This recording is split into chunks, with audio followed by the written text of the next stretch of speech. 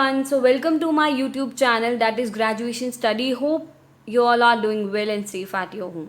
So guys, मैंने पहले वाली वीडियो में इस पॉइंट तक until this point I have discussed third point तक. अब नेक्स्ट हम फोर्थ पॉइंट पढ़ने वाले हैं आज, जो कि बहुत इंपॉर्टेंट है. That is special notice. आपके लिए ये न्यू पॉइंट है बिल्कुल.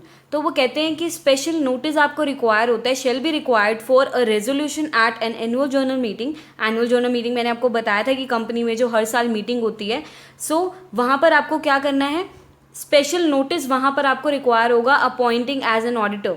ठीक है, अगर आपको ऑडिटर को अपॉइंट करना है, ठीक है, तो आपको क्या चाहिए होगा, स्पेशल नोटिस चाहिए होगा. किसके अंदर? Annual general meeting. ऑब्वियसली आप मीटिंग के अंदर ही आपको चाहिए होगा ना, जो आपको शो करना है. तो एज एन ऑडिटर को अगर आपने अपॉइंट करना है, एक ऐसा पर्सन किसके अलावा, other than the retiring auditor, और a person expressively that retiring auditor shall not be reappointed. अगर ये प्रोवाइडिंग है, मतलब फर्स्ट पॉइंट क्या कहता है, देखो आपको स्पेशल नोटिस चाहिए सबसे पहले एक मीटिंग में, जो एनुअल जर्नल मीटिंग है एजीएम में, आपको स्पेशल नोटिस चाहिए. आपको अगर ऑडिटर को अपॉइंट करना है, किस ऑडिटर के अलावा, एक तो retiring auditor, other than retiring auditor जो ऑलरेडी रिटायर हो चुका है. ठीक है, सो कंपनी से ऑलरेडी वो क्या हो चुका है, रिटायर हो चुका है. तो उसके अलावा सेकेंडली, अगर ये प्रोवाइडेड है कि रिटायरिंग ऑडिटर को हम दोबारा से रीअपॉइंट नहीं कर सकते, ओके, सो हम दोबारा से उसको नहीं रीअपॉइंट कर सकते उस केस में भी. और a person except where the retiring auditor has completed a consecutive tenure of 5 years as the case में भी. वो कहते हैं कि जहाँ पर जो रिटायरिंग ऑडिटर है, जो रिटायर होने वाला है, उसने क्या कर रहा है, उसके अलावा जिसने अपना कॉन्जिक्यूटिव जो 5 year का टर्म होता है वो उसने कंप्लीट कर लिया. उसके अलावा ही ऑब्वियसली एक ऐसा पर्सन हमें चाहिए, ब्रीफली मैं बताती हूँ, एक ऐसा हमें पर्सन चाहिए जो रिटायरिंग ऑडिटर के अलावा हो, जो ऑलरेडी रिटायर है उसके अलावा हम अपॉइंट करने जा रहे हो. अगर और प्रोवाइडेड एक्सपेशली जो रिटायरिंग ऑडिटर है उसको हम दोबारा रीअपॉइंट ना कर सकें, तो नहीं तो हम रिटायरिंग ऑडिटर को भी तो रीअपॉइंट कर सकते हैं ना. ठीक है, तो वहाँ पर एक्सप्रेसिवली लिखा हुआ है कि उसको नहीं कर सकते हैं. और एक ऐसा रिटायरिंग ऑडिटर पर्सन जिसने अपनी 5 years जो है टेन्योर, जो है जो बेसिकली जॉब का टाइम होता है उसका 5 साल का, उसने कंप्लीट कर लिया है. तो उनके अलावा हम क्या कर रहे हैं, एक ऑडिटर को अपॉइंट कर रहे हैं. उसके केस में क्या चाहिए, हमें स्पेशल नोटिस चाहिए. ठीक है, हमने यहाँ पर अपॉइंटमेंट की डिस्कशन की है. अपॉइंटमेंट के लिए एक हमें क्या चाहिए, यहाँ पर स्पेशल नोटिस चाहिए. एक ऐसा पर्सन अदर देन, ये 3 पर्सन के अलावा, रिटायरिंग ऑडिटर, 3 कंडीशंस है बेसिकली रिटायरिंग ऑडिटर के अलावा, या रिटायरिंग ऑडिटर ये प्रोवाइडेड है, एक्सप्रेसिवली लिखा गया है कि उसको रीअपॉइंट नहीं कर सकते. और थर्ड पॉइंट क्या है, या तो उसने अपनी टेन्योर ऑफ जॉब, जो कंजिक्यूटिव जॉब का टर्म है, ठीक है, 5 साल, उसने क्या कर लिया, कंप्लीट कर लिया उसके अलावा ही. सेकेंड इसका पार्ट है, on receipt of notice of such resolution the company shall send a company copy to the retiring auditor. देखो यहाँ पर सबसे पहले क्या करती है कंपनी, जो है ना, दिमाग में रखो, कंपनी ने सबसे पहले मेंबर्स, जो मेंबर्स मेन है, शेयर होल्डर्स, मेंबर्स किन्हें कहते हैं हम, शेयर होल्डर्स. तो कंपनी क्या करती है, सबसे पहले शेयर होल्डर को करती है कि ऐसे ऐसे रिटायर हो रहा है, या वो रिज़ाइन कर रहा है कंपनी से, तो हमें मतलब दोबारा से अपॉइंटमेंट करनी है ऑडिटर की. तो इसीलिए उनको क्या चाहिए, स्पेशल नोटिस चाहिए.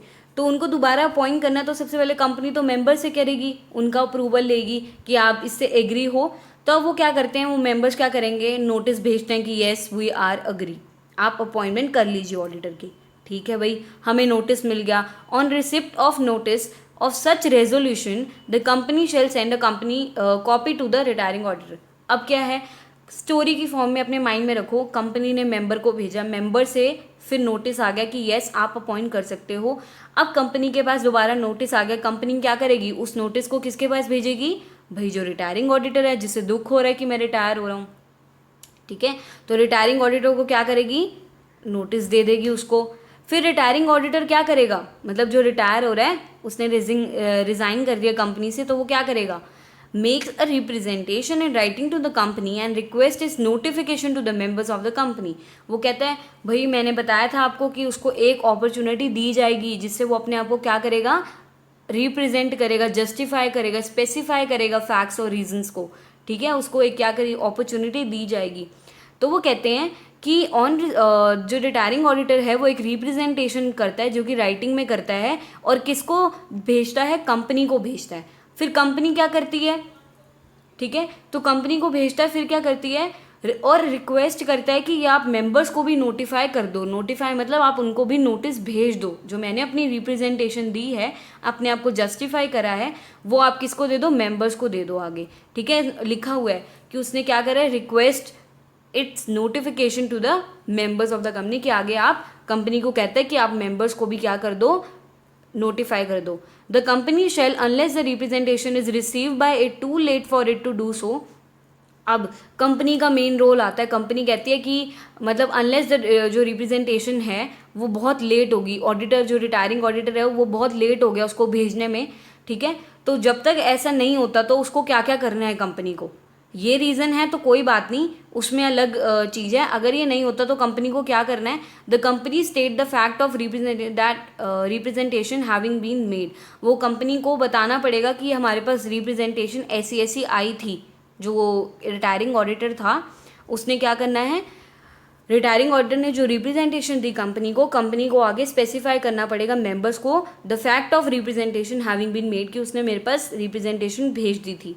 Second, send a copy of the representation to every member to whom the notice of meeting is send. वो कहते हैं उसके बाद उस रिप्रेजेंटेशन की जो कॉपी है वो हर एक मेंबर को दी जाएगी जिनके पास नोटिस ऑफ मीटिंग जो था वो दिया गया था, तो उनके पास भी कॉपी ऑफ रिप्रेजेंटेशन हर एक मेंबर्स के पास दी जाएगी।